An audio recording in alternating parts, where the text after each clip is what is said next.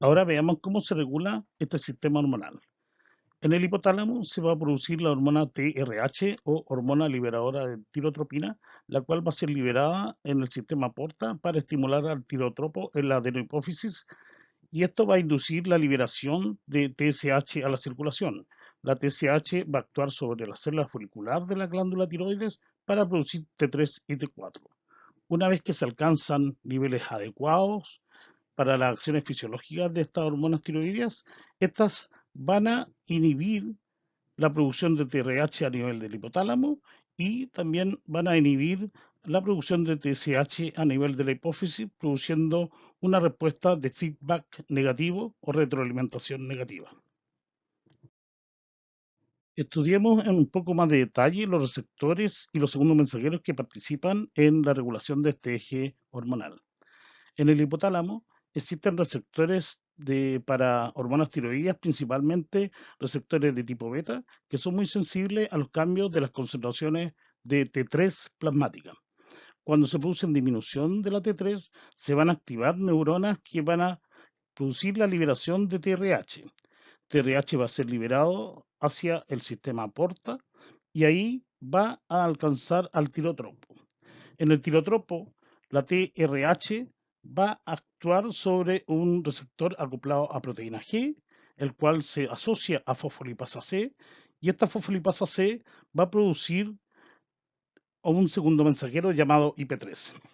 El IP3 se une a canales de calcio intracelulares para producir aumentos del calcio en el tirotropo, lo que provoca a su vez la liberación de TSH. La TSH va a actuar también sobre una proteína G en la célula folicular de la tiroides, pero esta vez va a producir aumentos de AMP cíclico y de esta forma va a activar las cascadas que producen tanto la tiroglobulina como los demás componentes necesarios para la producción de hormonas tiroideas. Cuando se alcanzan los niveles estables y fisiológicos de T3 y T4, entonces estas hormonas van a actuar sobre esos receptores de hormonas tiroideas de tipo beta para inhibir la producción en el hipotálamo de TRH y en la hipófisis de TSH. La figura ilustra los efectos de la TSH sobre la célula folicular de la glándula tiroides. La unión de TSH a su receptor en la célula folicular va a tener dos efectos fisiológicos importantes. El primero de ellos es el aumento de la síntesis de las hormonas tiroideas T3 y T4 debido a la estimulación de los procesos que llevan a su síntesis, como lo son la captación de yodo, la yodación de las tirosinas, el acoplamiento entre las yodotironinas y también la proteólisis de la tiroglobulina.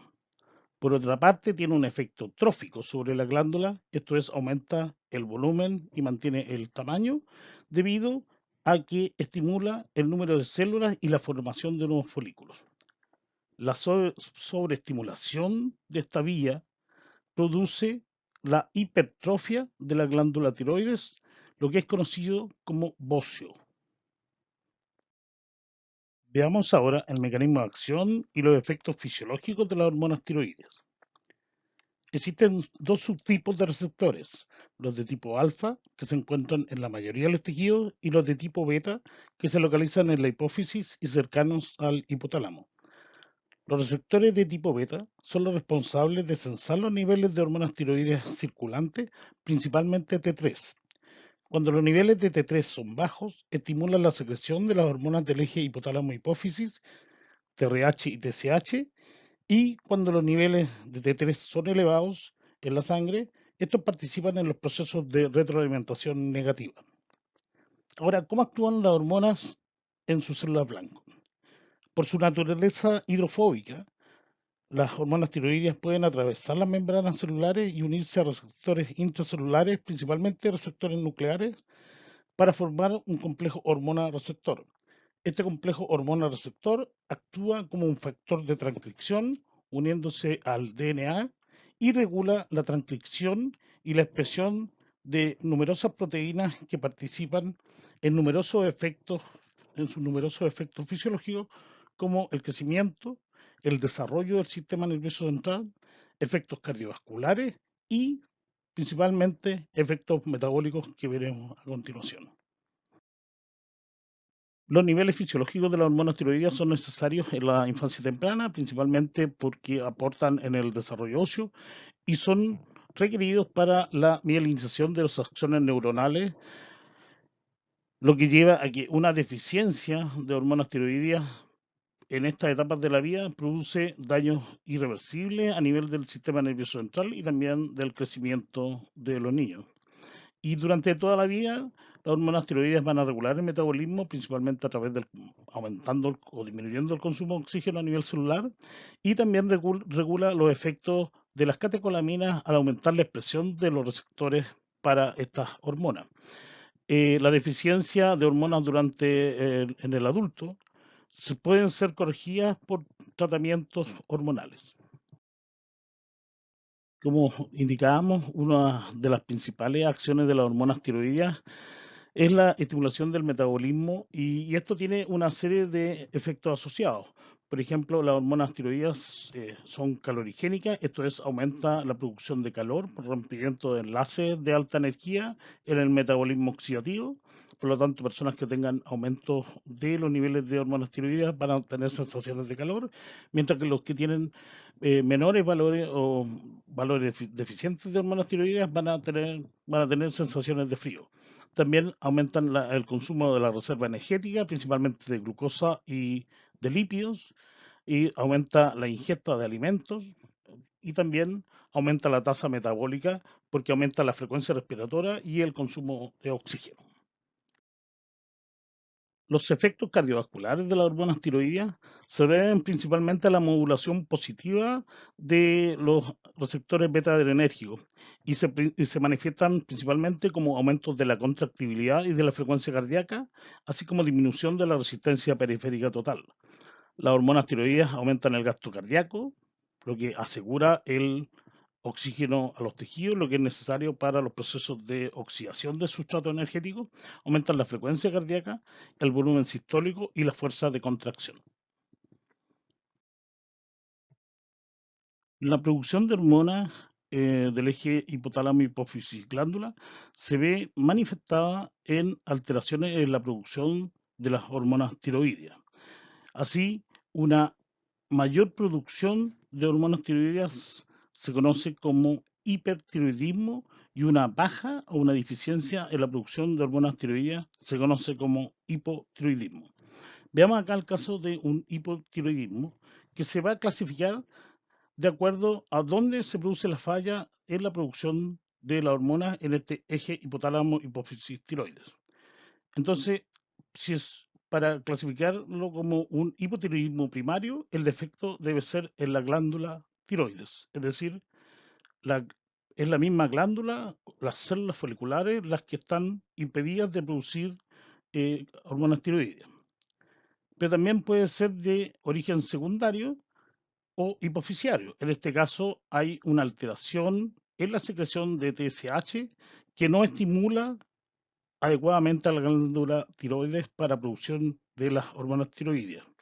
Y un caso terciario, que son más extraños, sí, son de origen hipotalámico y en este caso es la incapacidad de la producción de TRH de estimular al tirotropo para que estimule la liberación de TSH y finalmente de las hormonas tiroideas. También existen algunos tipos de hipotiroidismo por deficiencia de yodo, pero en la actualidad son escasos ya que la sal es yodada, lo que garantiza una producción continua de hormonas tiroideas. Como les comentaba previamente, la deficiencia de hormonas tiroideas durante la infancia temprana va a producir desórdenes de crecimiento y también desórdenes en en el desarrollo del sistema nervioso central. Aquí se muestra en esta gráfica, en la raya azul, se muestra una persona, un niño con niveles de hormonas tiroideas fisiológicas y en abajo se muestra un niño con deficiencia de hormonas tiroideas al nacer y que fue tratado tardíamente, alrededor de los 4 o 5 años, fue tratado con hormonas tiroideas. Se puede apreciar que se normaliza prácticamente el crecimiento de los huesos, también alcanza una talla menor, pero al menos crece en comparación con el niño normal, pero la deficiencia mental se mantiene. Esto se llama cretinismo.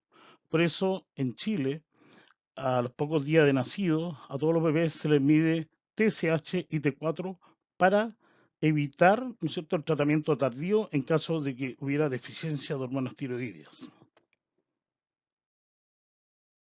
Acá les muestro las alteraciones del eje hipotálamo hipófisis tiroides con algunos valores normales de las hormonas tiroideas en sangre.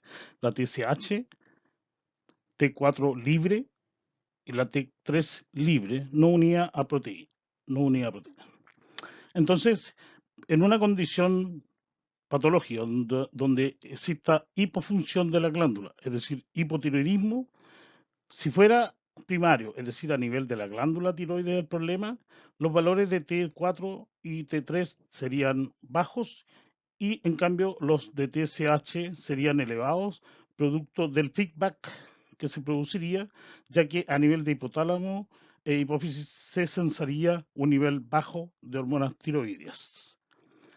Si la hipofunción ocurre a nivel de la hipófisis, los niveles de T3 y T4 serían bajos y también serían bajos los niveles de TSH. Estarían elevados los niveles de TRH, sin embargo, esos son difíciles de medir en la circulación, ya que son liberados en alta cantidad en el eje porta, pero se diluyen en la circulación general. Por el contrario, si hubiera una hiperfunción de la glándula, T3 y T4 estarían elevadas y por lo tanto haciendo feedback negativo con el hipotálamo y con la hipófisis. Si el hipertiroidismo ocurriera en la glándula, los niveles de TSH y TRH serían bajos.